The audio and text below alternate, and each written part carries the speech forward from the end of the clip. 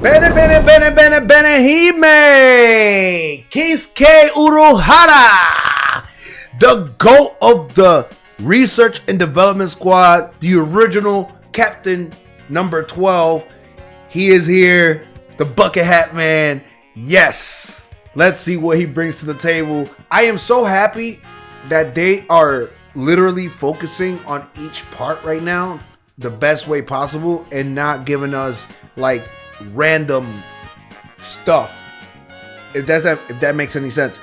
They're kind of giving us and feeding us like the first main arc of characters, and I really love that. I can't even tell you how much I love it. I honestly think that it's one of the best things that they've got going because it ultimately leads up to the grand reveal, of course, of like the bigger captains like Kenpachi and of course Aizen, when Aizen gets revealed, if he only has a first part or if he has two parts, who knows, those kind of things. But I really genuinely am looking forward to the rest of the reveals because they're really just building up the hype meter by going in chronological order so far, and fuck it, why not? Let's do this. Well, Kisuke, go ahead and take it away. Show me what you got, my boy, and let's go ahead and get it cracking with this. All right, here we go. All right, here we go.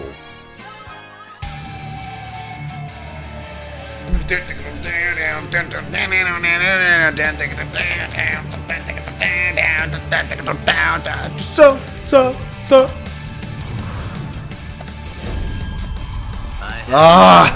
I have no other choice. Benehime! Special flash attack. Kamisori Benehime. A cutting slash. Okay. Okay.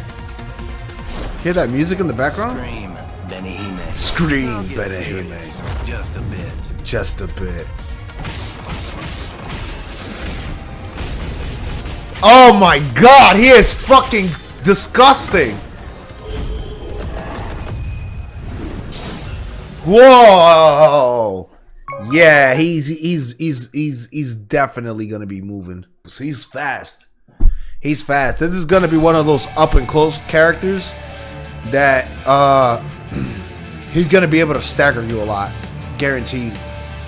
Alright, let's see what we get here. Holy shit, he's fast. Yeah, see? Close quarter combat. Let's see. Bow. Special. Similar to Byakurai, attack has wide range. It can be used to check an opponent at a distance.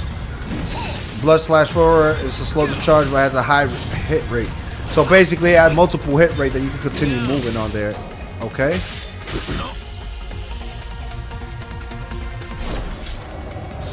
Scream, Benehime. Overturn the tide of battle. His Shikai. You see how it says Shikai? God damn.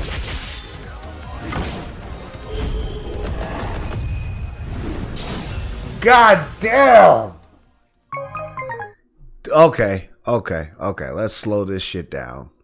Let's slow it down, folks. Let's slow it down. Let's see what they're talking about here. Obviously, they show us a little bit of his intro here or whatever, you know, and Benehime, of course. The one thing that they're kind of showing off here is that he can be offense onslaught and a defensive specialist all in close quarter combat. So the majority of his moves are designed for him to be like up close and personal, more like a pressure artist, let's put it like that, than anything else. So here we go.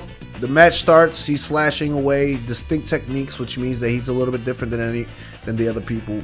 Here he has like similar to the Byakurai, an attack that has a wide attack range that can be used to check an opponent at a distance, thus hindering their movement. So basically, if you're playing too much of a distance, you can use the special flash attack, and the special flash attack stops the opponent or hits the opponent in order to stagger them, which allows you to be able to close the range and whatnot, of course, depending on when you're doing it. So like close, all that good stuff allows you to go ahead. As you can see that he had recovery frames there in order to be able to attack and do additional inputs.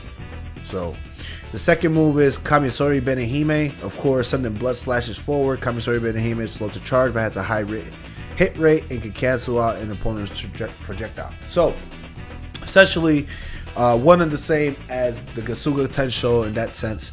The difference between Ichigo's Gasuga Tensho and Kamisori Benehime is that this one you can actually charge it up, whereas to Ichigo's Getsuga Tensho you cannot charge it and it launches forward.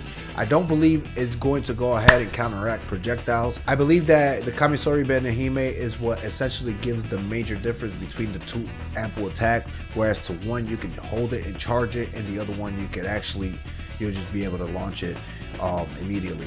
Look at it as the Hadoken from Ryu and the Hadoken from Akuma, where the Hadoken from Ryu, they're both technically the same shit in the sense of them both being plasma attacks, but then Akuma, you can hold it to charge it up and do more hit stun and keep the person pinned down in order for you to be able to move up and do more damage, whereas to Ryu is usually a knockback or a pushback, so on and so forth. So that's the kind of concept as to what we're working with here. Of course, Kisuke is Ichigo's master. You have to understand that their attacks will be somewhat similar in the way that they fight, but I like that way that they're going about it, where he's kind of like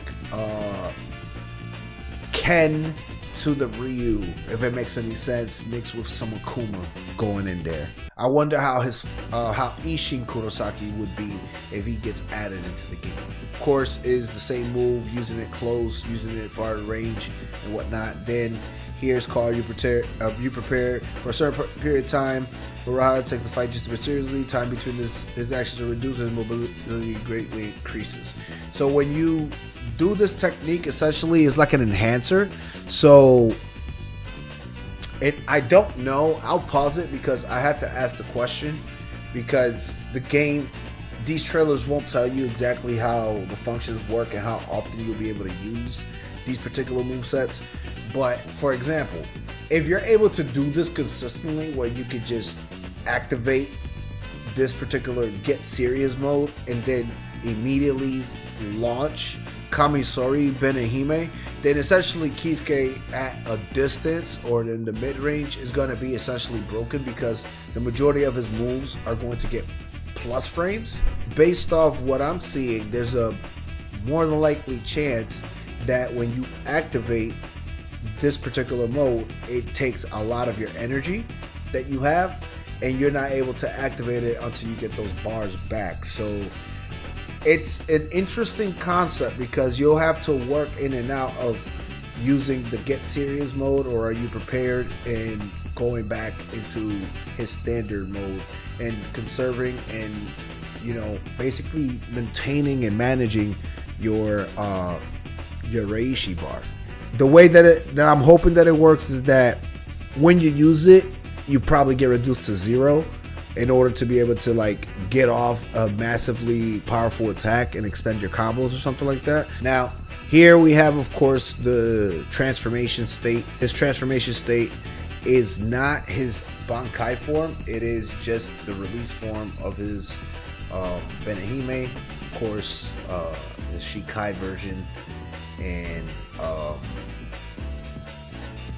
you can't expect more than that, because it is the first part Urohara, and for the most part they don't normally show him using his Bankai anyway, so it's like take it or leave it. That's the best way it was to go. So one of the cool things is I want to check to see what it says here, and it says releasing Shikai Benehime enhances regeneration of the reverse gauge.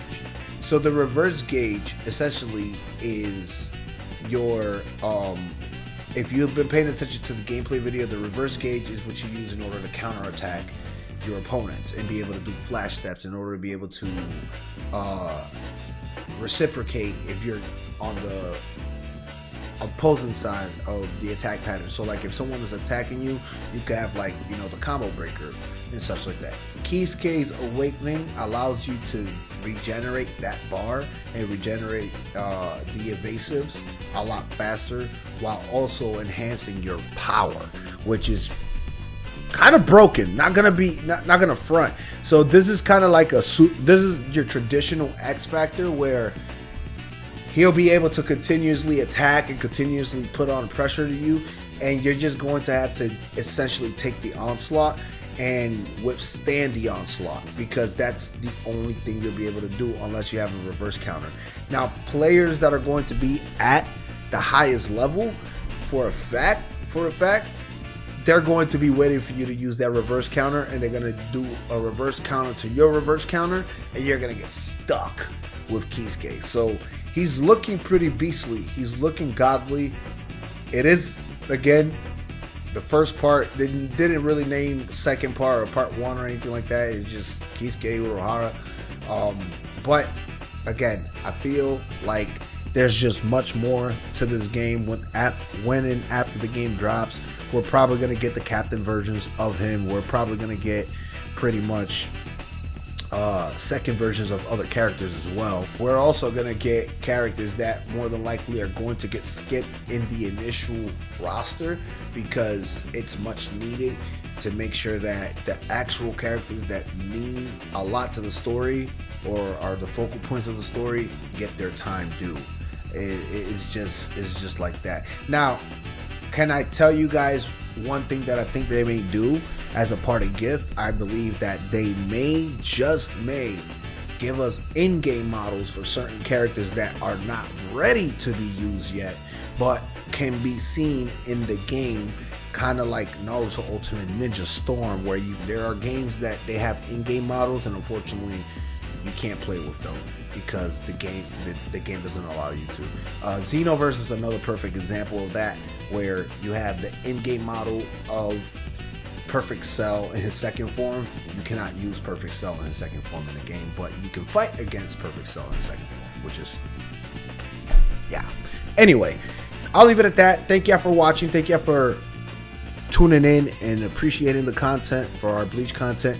If y'all loving this content and y'all ready for this tournament and y'all want to be part of this tournament, y'all already know what to do. Hit the follow, hit the like, hit the share. Continue to come on through and be ready, because the Start GG for our Soul Society Prime Cup is coming, and I will be posting that up. Holla at your boy, and I'm out.